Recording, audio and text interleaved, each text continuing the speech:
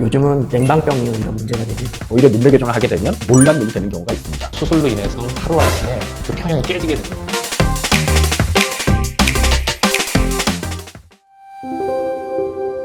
이뻐야 상영이다.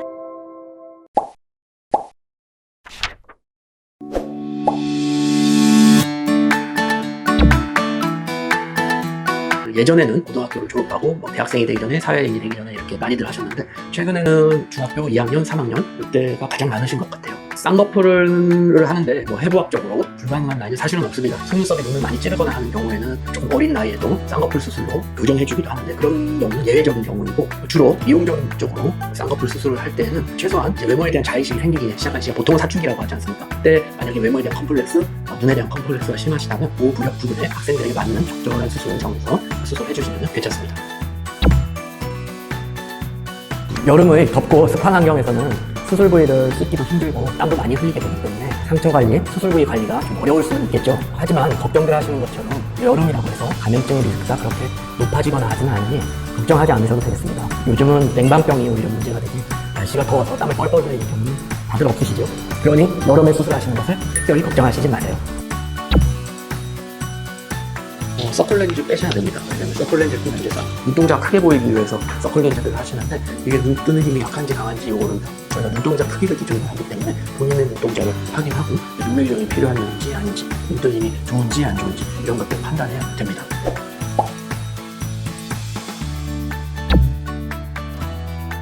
사실 굉장히 여러 가지가 있습니다. 절개뿐만 하더라도 굉장히 다양한 것들이 있는데 간단하게 절개법에 대해서는 세 가지로 나눌 수 있습니다. 첫 번째는 매몰 방법, 흔히 자연누척이라 하기도 하죠. 그 다음에는 부분 절개, 그리고 마지막에는 절개 방법, 이렇게 세 가지가 있는데요. 절개 방법과 매몰 방법, 자연누척 방법에 대해서 먼저 설명을 드리면 두 가지가 굉장히 반대쪽에 있습니다. 절개 방법은 피부를 전체를 절개를 해서 근육을 건판에다가 직접 걸어주는 방법을 사용합니다. 전체 절개도 있고 안에 해부와 구조물을 조금 만지기 때문에 붓기도 좀 붓고 자연스러워지는데 시간이 조금 오래 걸린다는 단점이 있지만 풀리지 않는다는 점에서는 매몰법보다 장점이 있고요. 반대로 매몰법은 간단하게 4개 혹은 6개 정도의 점을 찍은 다음에 그 점을 실로 흉을 내서 건판에다 연결해주면서 밀착을 시켜서 쌍꺼풀을 만드는 방법입니다. 안에 해부와 구조물을 많이 다치지 않기 때문에 아무래도 절개 방법에 비해서는 자연스럽고 일상생활을 복귀하는데 굉장히 편하다는 장점이 있습니다. 대신에 절개법의 장점이었던 쉽게 풀리지 않는다는 점에서는 아무래도 매몰은 잘 풀리는 경향이 있습니다. 이 두 가지를 섞은 방법이 부분 절개 방법인데요. 크게는 1포인트, 작게는 2포인트 정도 절개랑 비슷하게 절개창을 내어서 그 부분에서는 절개법과 동일하게 하고 나머지 부분에 대해서는 비절개, 즉 자연누척이랑 동일한 방법을 사용함으로써 풀리는 가능성은 좀 더 줄이면서 일상생활을 복귀하거나 붓기의 문제는 해결해주는 중간점에 있는 수술 방법이라고 할 수 있겠습니다.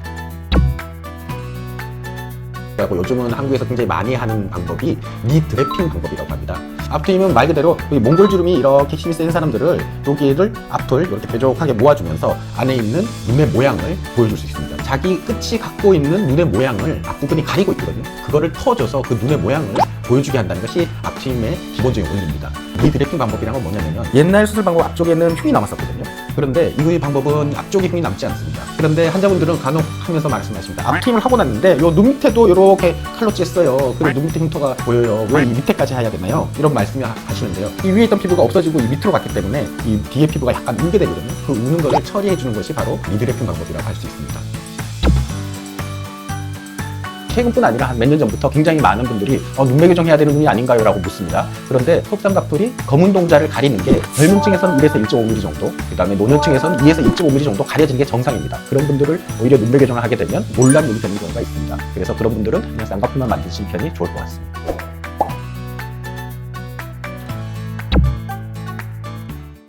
그 눈곱은 왜 끼냐면요. 평안한 눈꺼풀이 수술로 인해서 하루아침에 그 평형이 깨지게 됩니다. 그러면서 결막 쪽에 진물들이 나와서 눈곱이 끼게 되는 것인데요. 인공 눈물도 좋고 생리시험도수도 좋습니다. 그런 거를 내 면봉에 살짝 묻혀서 조심스럽게 닦아내면 별일 생기지 않으니까요. 내가 왜 눈곱이 생기지? 하고 많은 걱정을 하실 필요도 사실은 없고요. 흐르지 않는다면 집에 있는 종이 티슈 이런 걸로 약간 넘쳐나는 것만 닦아내시고 그 다음날 병원을 방문하셔도 별 문제가 생기지 않습니다. 그렇게 처치를 해주시면 됩니다. 쌍꺼풀 라인이 처음에는요, 그러니까 모틀도틀하게 보일 수도 있고 약간 찌글찌글하게 보일 수도 있어요. 봉합을 하고 상처가 나가는 과정에 약간 울퉁불퉁하게 보일 수가 있거든요. 실밥을 뽀고 붓기가 가라앉으면서 그 오돌도돌 울퉁불퉁한 것들이 평평하게 가라앉고 일정한 라인으로 빠지게 돼 있어요.